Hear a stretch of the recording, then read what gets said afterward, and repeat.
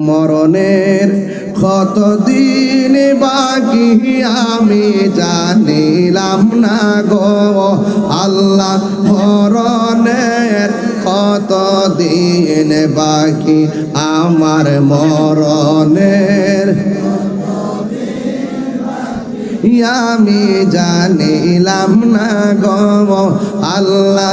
মরণের কতদিন বাকি আর আজরাইলা শিয়া যখন হস্তে দিবা ধরি, আজরাইলা শিয়া যখন হস্তে দিবা ধরি, তখন আমার মনাবাই করবালুকা লুকি আমি জানিলাম না গো আল্লাহ। কত দিন বাকি আমার মরণের বাকি আমি জানিলাম না গো আল্লাহ। মরণের কত দিন বাকি একটা জবান বন্ধ রাখবেন না, মহব্বতে মায়ার সুরে বলুন সুবহানাল্লাহ। ও বন্ধু রে, আমারে বলছে কবরের ওয়াজ করতাম, সুবহানাল্লাহ। এখন আমি আপনাদের সামনে একটা হাদিস পড়ব, হাদিস পড়ব ইনশাআল্লাহ। এত রাইতে কি হাদিস বুঝবেন আপনারা? বুঝতেন না কি লেগে? আমি তো হাদিসের অর্থটা তো বাংলাতেই করব, বাংলা ভাষার লেগে অত কিছু করছি, বাংলা ভাষা কি বুঝতেন না ইনশাআল্লাহ? কবরে গেলে ঠেঙ্গাই লাইব, ঘুষ খাইতেছ যে চোখ টিপটা সর্দারি কর, অমান করে লিব, অমান করে নেব, সুদ খাইতেছ যে অমান করে নেব। কবর এই যে আইতাছে অর্থ, এই সাউন্ডটা ক্লিয়ার করো, হার্ড হয়ে গেছে। আন আনাস রাদিয়াল্লাহু তাআলা সুবহানাল্লাহ দিব, একদম খুব মনোযোগ দিবেন, খুব গুরুত্বপূর্ণ হাদিস কিন্তু কষ্ট করে আনছি। আন আনাস রাদিয়াল্লাহু তাআলা আনহু قال قال رسول الله সাল্লাল্লাহু আলাইহি ওয়াসাল্লাম, আমার নবী আপনার নবী বলেন, ইন্নাল আবদা ইজা বুদিয়া ফি কবরিহি, যখন বান্দাকে মরে যাওয়ার পরে কবরের মধ্যে রাখা হবে, ওয়া তাওয়াল্লা আনহু আসহাবুহু, যখন তারে কবর দিয়া সাথীগণ বেরিয়ে আসবে। ও বন্ধুরে, শুধুমাত্র তাই নয়, ইন্নাহু লা ইয়াসমাউ কুরআনি আলিহিম, কবরে নামায়া যখন তারে সবাই চলে আসবে, কবরবাসী কবর থেকে ওই বন্ধুদের পায়ের আওয়াজ শুনতে পাবে। জোরে জোরে কি সুবহানাল্লাহ বলা যাবে না? হায় রে, আমারে গোসল দিলি কবরে থাকলি না, আমারে জানাজার নামাজ পড়াইলি কবরে আইলি না, আবার আমারে কবরের মধ্যে নামাইছ, কবরের মধ্যে থাকলা না, আবার তোমরা আমারে ফালাইয়া যাইতেছো গা। আল্লাহর হাবিব বলেন, কি বলে জানেননি?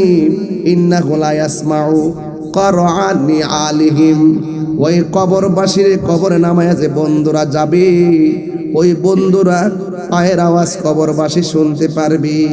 ও বন্ধু, ওই মুহূর্তে কি হবে জানোনি? আতাহু মালাকানে, আতাহু মালাকানে, তখন দুইজন ফেরেশতা কবরের মধ্যে আসবে, পায়া কৌদানিহি, এবং তারে বসাইব। তার মানে বোঝা গেল, আপনাকে কবরে যাওয়ার পরে আপনার ভিতরে রূহ দিয়া দিব, আপনি আর মরা না, আপনি হলেন জিন্দা। ও আব্বুরে, আপনারে কবর থেকে যখন কবরে যখন উঠাইয়া বসাইব, ডানে তাকাইয়া দেখবেন মাটি, বামে তাকাইয়া দেখবেন মাটি, সামনে তাকাইয়া দেখবেন মাটি, শুধু মাটি। দুইজন ফেরেশতা কবরে নামছে, পায়া কোলানে দুইজন বলবে, মা কুনতা তাকুলু ফি হাযা রাজুলি মুহাম্মদ, এই কবরের মধ্যে যে নবী আছে, এই নবী সম্পর্কে তুমি কি বলতে? জোরে জোরে কি আল্লাহু আকবার বলা যাবে না? এই দুইজন সম্পর্কে তুমি কি বলতে?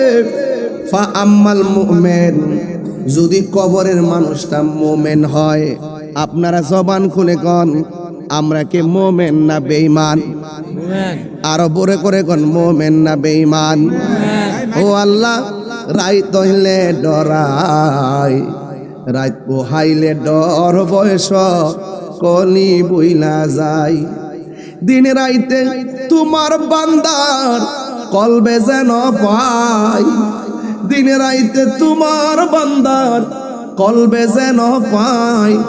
আল্লাহ রাইত হইলে ডরাই, রাত পোহাইলে ডর বয়স কলি বইলা যায়। আমি সৃষ্টি তুমি স্রষ্টা, আমার কিবা সাধ্য, যখন তখন হইরা যাইতে এই তাহির বাধ্য। আমি সৃষ্টি তুমি স্রষ্টা, আমার কিবা সাধ্য, যখন তখন উইরা যাইতে সংসারবাসী বাধ্য। থাকতে পারবেন নিও? সব ক্ষমতার প্রতিপাদ্য হর হামেশা গায়, সব ক্ষমতার প্রতিপাদ্য হর হামেশা গায়। আল্লাহ রাইত হইলে ডরাই, রাত পোহাইলে ডর বয়স কলি বইলা যায়। আল্লাহ রাইত হইলে ডরাই, রাত পোহাইলে ডর বয়স কলি বইলা যায়। এরপরে আমার নবী কয় ফা আম্মাল মুমিন, দুইজন ফেরেশতা যে তোমারে তুইলা বসাই পাগো। ফা আম্মাল মুমিন, যদি কবরে মানুষটা মুমিন হয়, সে বলবে ফায়াকুলু, সে বলবে আশহাদু আন্নাহু আব্দুল্লাহি ওয়া রাসূলুহু। সে বলবে তিনি হলেন এমন নবী যার ব্যাপারে আমি সাক্ষ্য দিচ্ছি তিনি আল্লাহর বন্ধু এবং আমার আল্লাহর রাসূল। জুরি জুরি কি সুবহানাল্লাহ বলা যাবে না? যেই মাত্র বলবে তিনি আল্লাহর রাসূল এবং তিনি আল্লাহর বন্ধু, তখন ফেরেশতারা বলবে ফায়াকালু লাহু, ফেরেশতারা মাইয়াতরে বলবে উনজুর, তুমি একটু তাকাও, ইলা মাকআদিকা মিনান নার, তোমার জায়গাটা জাহান্নামের মধ্যে হইতো, তোমার আসনটা জাহান্নামের মধ্যে হইতো। ওয়াকাদ আবদালাকাল্লাহু বিহি মাকআদু আদাম মিনাল জান্নাহ, তোমার ঠিকানাটা জাহান্নামের মধ্যে কইতো। জাহান্নামটা ইশারা দিয়া দেখাবে মুমিনকে, কয় তুমি উত্তর দেওয়ার কারণে আবদালাকা বদল করে দিছে আমার আল্লাহ, তোমার জন্য জাহান্নাম থেকে জান্নাত বরাদ্দ করে দিয়েছে।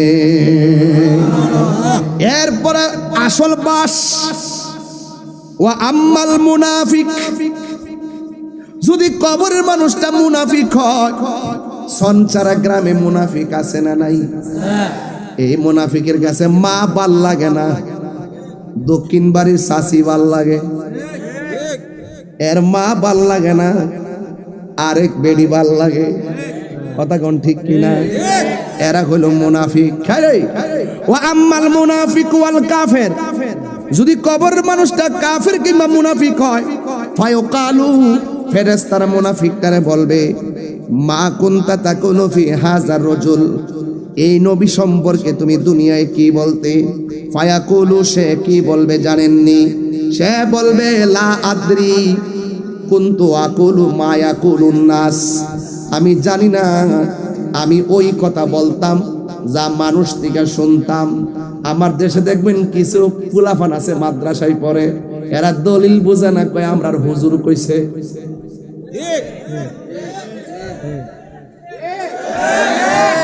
আরে লাডি লইয়া রাস্তা দাসুর কি লেখা, হুজুর কইছে। আরে নবীরে মাটি কস কি লেখা, হুজুর কইছে। এই বাটপার গুলা কবর গিয়া বাটপারি করব, ফেরেশতারা কইব লা আদ্রি, আমি জানি না, কুনতু আকুলু মা ইয়াকুলুন নাস, আমি যা শুনছি মানুষের কাছ থেকে তাই বলছি, আমি যাচাই করি নাই। ফায়ুকালু, ফেরেশতারা বলবে লাহু, কবরের মানুষটাকে মুনাফিকটারে, লা দারাইতা লা দারাইতু ওয়ালা তালাইতা ওয়া ইউদরাবু বিমা তারিকি মিন হাদিদি দারবাতান ফায়াসিহু সাইহাতান ইয়াসমাউহা মাইগালিহি গায়রা সাকালাইন। ও বন্ধু, সে বলবে তোমার কাছে কুরআন গেছে, পড়লা না কেন? জ্ঞানীদের কাছ থেকে জানলা না কেন? তুমি যা শুনছো তা পড়লা, তা মানলা কেন? তোমারে তো আল্লাহ একটা বিবেক দিছিল, বিবেক হইল সবচাইতে বড় আদালত। তুমি পড়লা না কেন? জ্ঞানীদের কাছ থেকে জানলা না কেন? এরপরে ওয়াই উদরাবু বিমা তারিক মিন হাদিদিন দরবাতান ফায়াসিহু সাইহা। ও বন্ধু রে, এই কথাটা যে কত কঠিন, নিজের গায়ের পশমটা দাঁড়ায় গেছে। আমার নবী বলেন, যখন মুনাফিক জবাব দিতে পারবে না, তখন আমার আল্লাহ এত বড় একটা হাতুড়ি ফাটাইব একটা ফেরেশতার হাতে। তার চোখ থাকবে অন্ধ, কানে শুনে না। আল্লাহ বলবে বাইরা, বাইরা, বাইরানো শুরু করবে। বেচারা কান লই কি, ফেরেশতা তো চোখে শুনে না। মাথা ফাটলেই কি, ফেরেশতা তো চোখে দেখে না। এবার আল্লাহ বলবে, ও ফেরেশতা নে হাতুড়ি নিয়ে যা, লোহার হাতুড়ি দিয়ে তারে বাইরেব। পশু পাখি তার আওয়াজ শুনবে, জীব জন্তু আওয়াজ শুনবে। বন্ধুরে আমার গায়রা সাকালাইন, কিন্তু মানুষ তার আওয়াজ শুনবে না, জিন তার আওয়াজ শুনবে না। দুইটা প্রাণী ছাড়া সবাই তার কবরের ফিডার আওয়াজ শুনবো। গরু দেখবেন গাছ খাইতে গেলে হঠাৎ করে কানটা দিয়া দাঁড়ায় থাকে, হুট কইরা সুড়া লয় একটা দৌড় মারে। কবরের আযাবের আওয়াজের কারণে রশি সিরা দৌড় মারে। বিশ্বাস না হলে কালকা পরীক্ষা করেন। একটা হুডা মাইরা গরুরে মাঠে রাখবেন, ঘাস খাইতে খাইতে হঠাৎ করে গরু এমনে দাঁড়ায় থাকে, হুট করে দেখবেন দৌড় মারে। আসলে কোনো কিছু নাই, কবরে যে ফিডা খাইতেছে, কান্নার আওয়াজ আর গরু সহ্য করতে পারে না। মানুষ কান্নার আওয়াজ শুনবে না, ওই জিন আওয়াজ শুনবে না। এখন বলবেন হুজুর সব প্রাণী শুনবে, 18,000 মাখলুকাত আওয়াজ শুনবে, মানুষ দুইটা কেন শুনবে না? আল্লাহ রাব্বুল আলামিন কোরআনে বলেছেন, ওয়ামা খালাকুতুল জিন্না ওয়াল ইনসা ইল্লা লিয়াবুদুন। আল্লাহ বলে মানুষ এবং জিন জাতিকে সৃষ্টি করেছি একমাত্র আমার ইবাদতের জন্য। বান্দা যদি ইবাদত না কইরা কবরে যায়, যায়া বলবে লা আদ্রি, আমি জানি না। আর ইমানদার যদি হয়, ইমানদার বুকটা ফুলাইয়া বলবে তিনি আমার নবী, তিনি বলছে আল্লাহ এক, আমরা মানছি। সুবহানাল্লাহ কোন গিলি গান। প্রাণ দয়ালেরি গৃহস্থেরা দলে দলে হাঁস মুরগি কতই পালে, সন্ধ্যা হলে ডাক দিয়া লয় ঘরে। যার যত পালিত ছিল সকল রে তো ঘরে নিল, আমি একান রইলাম অন্ধকারে। প্রাণ দয়াল রে সন্ধ্যা হইল ডাকে দিলে না মরি। জীবন কি যাইতেছে কেন রে ভাই? 22 বছর ওয়াজ করে লেছি না, এই হায়াতকে কিরম যাইব বাবা? ফাস্টফুড রেনু করে রে, আর আমি মনে মনে করি আর রেনু করতেছি ফাস্টফুড 5 বছর বাড়াইতেছি, 10 বছর বাড়াইতেছি, আর হেমাদা যে কমতাছে সেই চিন্তা তো আর নাই। কথা কন ঠিক কিনা বলেন? এই জন্য আমি বলছিলাম আমার মরণের কতদিন বাকি আমি জানিলাম না গো আল্লাহ। কতদিন বাকি আমার মরণের আমি জানিলাম না গো আল্লাহ। মরণের কত দিন বাকি, আর আজরাইলা শিয়া যখন হস্তে দিবা দরি, আজরাইলা শিয়া যখন হস্তে দিবা দরি, তখন আমার মনা ভাই, মনা মানে প্রাণ পাখিটার কি, তখন আমার মনা ভাই করবালু কালুকি আমি জানিলাম না গো আল্লাহ। কত দিন বাকি আমার মরণের, কত দিন বাকি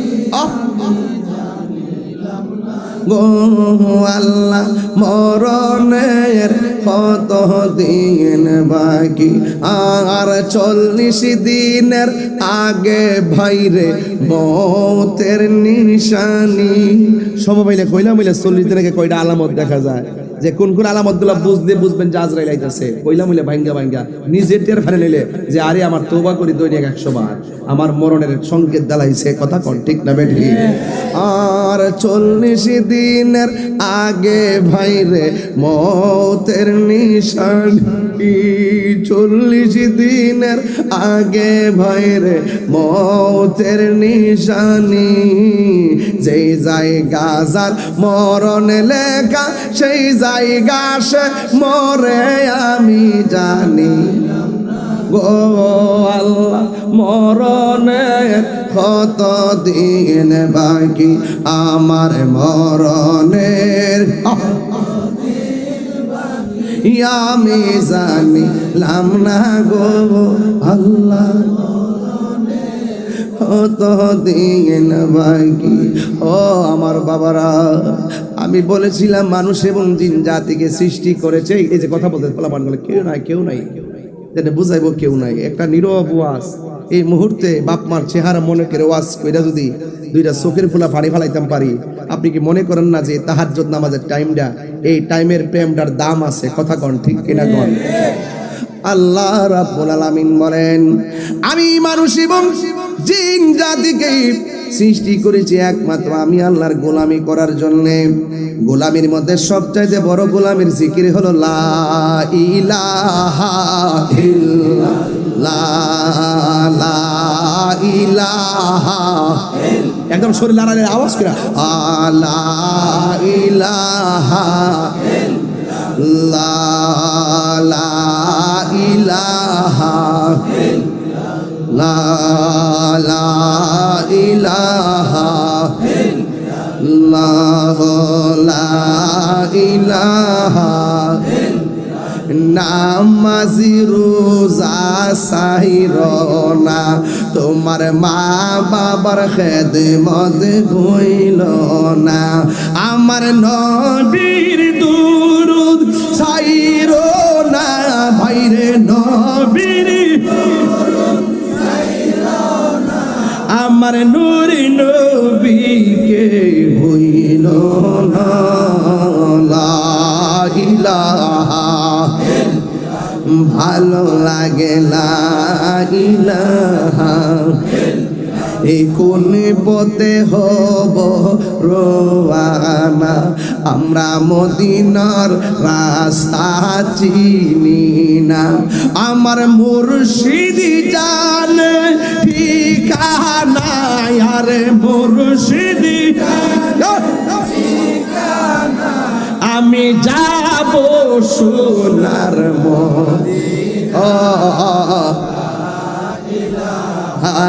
ইল্লাল্লাহ, জোরে লা ইলাহা ইল্লাল্লাহ, জোরে লা ইলাহা। ও বন্ধু, সর্বোত্তম জিকির হলো লা ইলাহা। আর জোরে গন লা ইলাহা ইল্লাল্লাহ, লা ইলাহা ইল্লাল্লাহ। আর যদি একটা তরিকতা জিকির দিয়ে আমার মাসিক মাহফিল যখন দরবারে হয়, তখন আমরা মাসিক মাহফিলটা প্রতি ইংরেজি মাসের 1 তারিখে আমার দরবার খাস মাহফিল যখন হয়, তখন সেখানে জিকিরগুলো এইভাবে হয়, লা ইলাহা ইল্লাল্লাহ, লা ইলাহা ইল্লাল্লাহ, লা ইলাহা ইল্লাল্লাহ, লা ইলাহা ইল্লাল্লাহ, লা ইলাহা ইল্লাল্লাহ। সুবহানাল্লাহ বলবেন না? মনে হয় যেন আল্লাহর জন্য আমরা ফানা হয়ে গেলাম। কথা বলেন ঠিক কিনা? আল্লাহ রাব্বুল আলামিন বলেন, মানুষ এবং জিন জাতিকে সৃষ্টি করেছি একমাত্র আমার ইবাদতের জন্য। যুবক ভাইরা, রাত্র কিন্তু গভীর হয়ে গেছে। মনে মনে ওয়াদা করো, তাহিরি হুজুর ওয়াজে বইছে, আজকে থেকে ফজরের নামাজ পড়ব, মৃত্যুর আগ পর্যন্ত নামাজ ছাড়ব না। কারণ আমার নবী, আপনার নবী বলেন, বেনামাজি হইয়া যদি কবর মধ্যে যাও, কবরের ডান পাশের মাটি এক প্রান্তে যাবে, বাম পাশের মাটি আরেক প্রান্তে যাবে। হে আব্বারে, 2 পাশের মাটি আইছে, এমন জোরে একটা চাপা মারব, এমন জোরে একটা চাপা মারব, ডান পাশের হাড্ডি বাম পাশের হাড্ডির ভিতরে ঢুকে ডান বাম পাশের হাড্ডি ডান পাশের হাড্ডির ভিতরে ঢুকে যাবে, বাম পাশের হাড্ডি ডান হাতের হাড্ডির ভিতরে ঢুকে যাবে, একেবারে গুড়া বানায় ফেলবে। মাটির মতন চাক্কা যেমন গুড়া বানায় ফেলায় এমন ভাবে গুড়া বানায় ফেলবে। এত বড় টিস্যুটারে তাকায় দেখেন তো আমি থাপা মারলাম একদম ছোট হয়ে গেছে। অল বডিটারে মাটি চাপা দিয়া এমন ভাবে গুড়া বানায় ফেলবে। আমার নবী বলে, ও উম্মত, এই আযাবটা কেউ সহ্য করতে পারবে না। এই জন্য আমার নবী বলেন, কবর হলো আখিরাতের প্রথম মঞ্জিল। এই মঞ্জিলটা ভালো হলে হাসর ভালো হবে। এই জন্য দুনিয়াতে তাইকাই নামাজ পড়া লাগবে, ইবাদত করা লাগবে। আল্লাহর হাবিব বলেন, দুইটা পাশের মাটি যখন তোমরা চাপা মারবো, সঞ্চারা মানুষটা এমন জোরে একটা চিৎকার মারবো, দুনিয়ার সব প্রাণী তার কান্নার আওয়াজ শুনবে।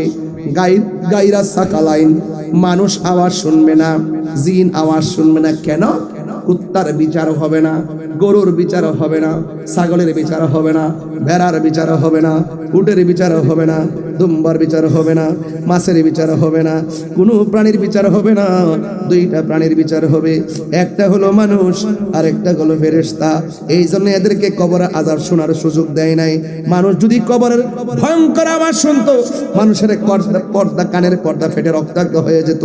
এমন কোনো গ্রাম নাই লাশের পর লাশ পড়ে থাকতো না। দাফন করার মানুষ সব গোপন রাখছে রে বাবা।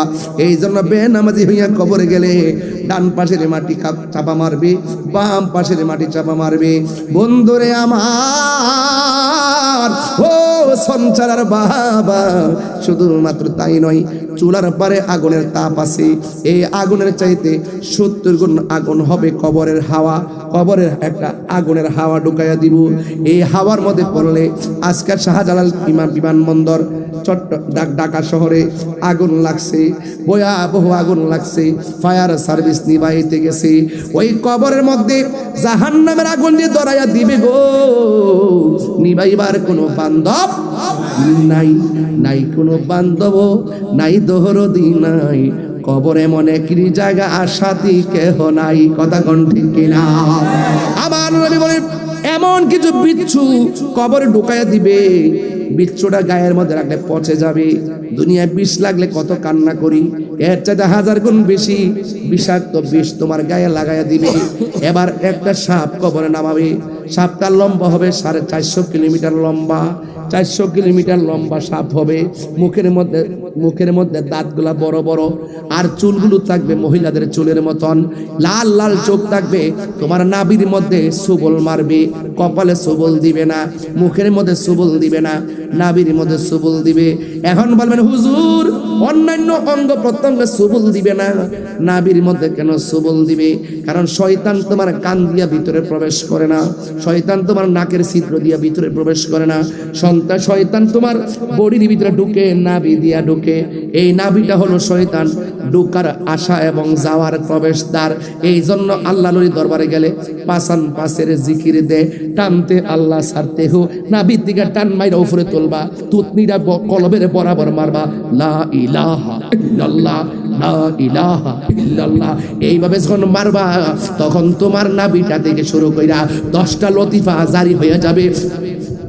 1 নম্বর লতিফা হলো কলব, 2 নম্বর লতিফা হলো নফস, 3 নম্বর কলব, 2 নম্বর লতিফা হলো রূহ, 3 নম্বর লতিফা হলো সের, 4 নম্বর লতিফা হলো আখফা, 4 নম্বর 5 নম্বর কলব রূহ সের খফি আখফা নফস, কলব রূহ সের খফি আখফা নফস, কলব রূহ সের খফি আখফা নফস। আব আতশ খাক বাদ, আব আতশ খাক বাদ, আব আতশ খাক বাদ। এই 10টা লতিফা পানি ছাড়া যেমন করে মাছ বাসে না, জিকির ছাড়া বান্দার কলব বাসে না। আপনারা বলো ঠিক কিনা বলো? এই জিকির করো, জিকির করো। গিজাউল কালবে জিকরুল্লাহ, কলবের খাদ্য হলো আল্লাহর জিকির। এই জন্য সুন্নিরা জিকির করতে করতে করতে করতে এমন ভাবে নিজের হৃদয়কে আলোকিত করছেন, তারা ভালো কোনটা মন্দ কোনটা বুঝে।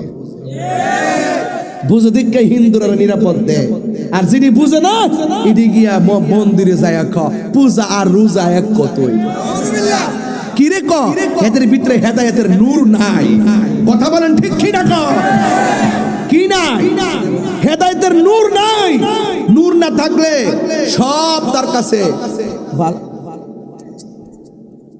সব তার কাছে ভালো মন্দের পার্থক্য করতে পারতো না। সুন্নিরা ভালো মন্দের পার্থক্য করতে পারে দেখেই এত গভীর রচনিত প্যান্ডেল ভর্তি মানুষ নবীর মহব্বতের আলোচনা শুনতেছে। কথা বলেন।